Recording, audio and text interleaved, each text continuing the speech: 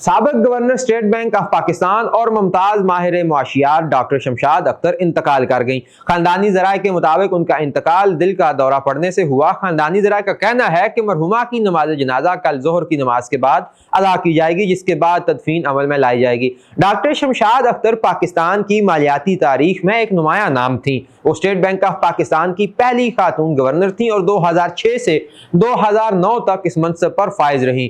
ان کے دور قیادت میں مالیاتی نظم و ضبط کے فروغ، بینکاری اصلاحات، افراط زر پر قابو پانے اور مالیاتی نظام کے استحکام کے لیے متعدد اہم اقدامات کیے گئے، جنہیں پالیسی حلقوں میں سراہا جاتا ہے۔ اسٹیٹ بینک کے علاوہ ڈاکٹر شمشاد اختر نے پاکستان اسٹاک ایکسچینج کی چیئرمین کے طور پر بھی خدمات سر انجام دی ہیں۔ مزید برآں عالمی سطح پر وہ ترقی پذیر ممالک کی معیشت، غربت میں کمی، مالی شمولیت اور پائیدار ترقی سے متعلق پالیسی سازی میں سرگرم رہیں۔ اقوام متحدہ سمیت مختلف بین الاقوامی اداروں میں ان کی خدمات کو قدر کی نگاہ سے دیکھا جاتا رہا۔